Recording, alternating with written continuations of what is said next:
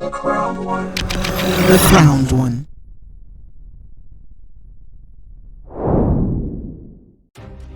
What's up, guys? How's it going? Glad to have you back here at the Crown One. And I wanted to touch on a subject, and that is the difference between Japanese comics and American comics, and how it seems that the Japanese comics are just seems to be better. So let's get into it. And if you guys are enjoying the content, don't forget to like, comment, subscribe, hit that notification bell for the latest updates and the latest uploads for the latest content. So I have been looking into this for quite some time and actually came across an article that was back in June of last year. And even though it was last year, it's still something that is relevant present day. And that is how we're beginning to, well, I would say we're already seeing the rise of Japanese comics over American comics. And I wanted to touch on just a few subject matters as to why that could possibly be. And, probably offer my opinion coming close to the end, and how there might be a way for us to change the arc, not so much trying to outbeat Japanese comics, but for American comics to have some sort of revival, if you will, because even aside from Japanese comics, there seems to be a downward trend in American comic book sales. So juxtapose, if you allow me to use that word, to Japanese comics, there are some key reasons behind Manga, which is a Japanese comic book. The reason behind their success and popularity has to do with some key points like accessibility, storytelling, art style diversity, and cultural themes and reliability. And touching on accessibility, we see that there appears to be some easily available bookstore purchases of those comic books, whether it's online, digital platforms, versus American comic books, which are often limited to specialty stores and making them harder for casual readers to find. Unfortunately for American comic books, but looks like it's humming along for Japanese comic books. But getting over into the storytelling style. Now, manga features long, serialized narratives that allow deep character development, and this actually helps with readers to form emotional connections with the story, as opposed to American comics frequently relying on reboots and crossovers, which can be confusing for new readers. And this is something that's been kind of a frustration for me as an American reader reading American comics.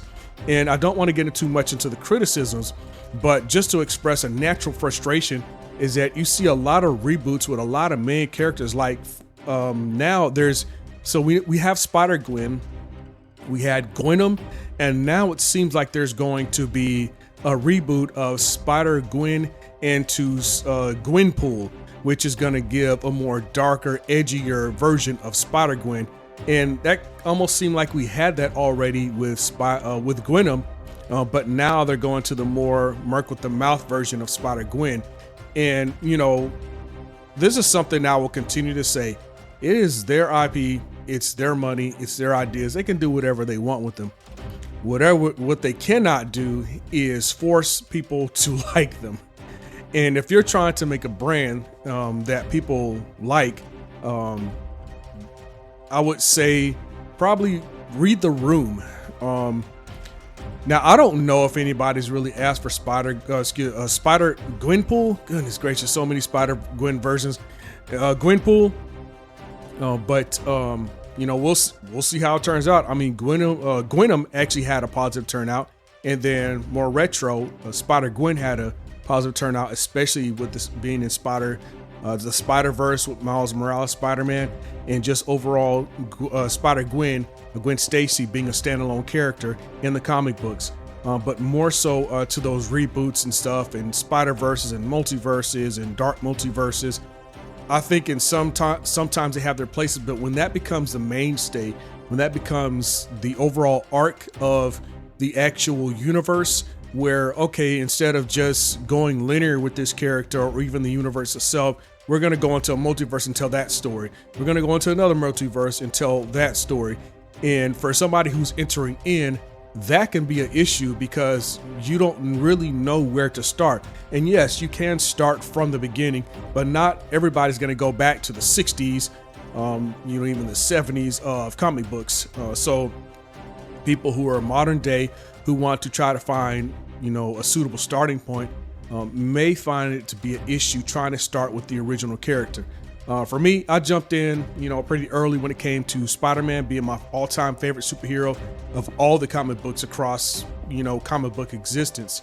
It was a little easier for me to enter into the Spider-Man character of Peter Parker.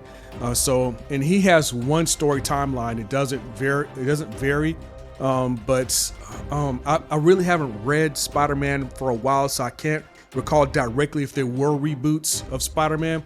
But there have been alterations, obviously, with the Spider-Verse, and even kind of altering Spider-Man. I was, sort of his character profile, with him divorcing Mary Jane, even though that's the love of his life in one of the iterations of Spider-Man storyline. Again, it makes for, if they're selling books for it, it's all good. I'm not, like I said, I'm not here to super criticize, but just to express some opinions as it pertains to viewer turnout.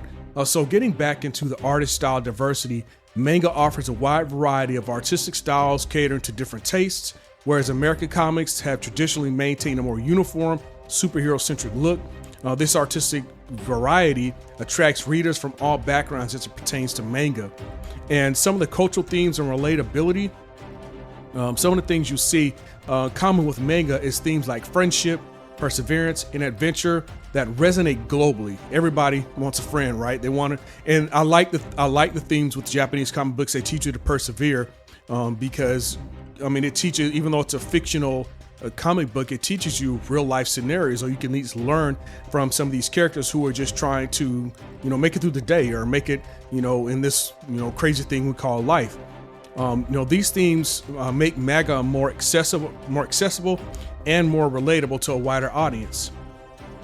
Now, when we start jumping over into the American comics, and man, it really bothers me because I'm an American, obviously, and I like the bright colors of American comics, but we often focus on niche superhero narratives, which may not appeal to everyone.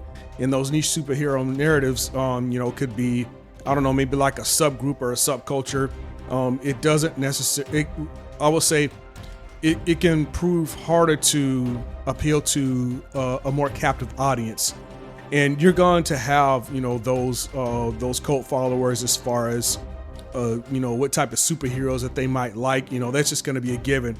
But when it becomes so esoteric or so finite to the point that you might run the risk of alienating the base of that audience, that can actually bode ill for any comic book industry, not just Americans, but the template itself can be very counterproductive. So while manga wins over readers, we see the easy access, we see the deep, engaging storytelling, the artistic variety for different tastes, the relatable themes that appeal to a broader audience. So this is just something I wanted to cover in short. I know it's not exactly that long, but I could make it longer. I could talk all day, but I'm sure after a while you guys will get bored of hearing my voice and go to sleep. But it's all good. I really do hope that America can turn this around as far as comic books. I would like to see a revival, especially, and this is just, a bit of free advertisement for Eric July and the Rippaverse. He is kicking off just some super things, and with the Rippaverse, with his character Isom, with Yaira, with Alpha Core, just some pretty awesome characters that he's been writing into existence, into the Rippaverse universe, and we hope to see more of it. I hope to see more independent comic book writers. I think this is an era for indies, for indie comic book writers to really just get out there. Again, also Astonishing Times by Eris Quinones over at Variant Comics. They're just, those guys are just doing amazing work. They're getting out there, they're taking the risk, and really trying to create something cool. So I do hope you guys enjoy the content. And if you guys are enjoying the content, don't forget to like, comment, subscribe, hit that notification bell for the latest updates on the latest uploads for latest content. This is Crime One signing off, and I'll talk to y'all later.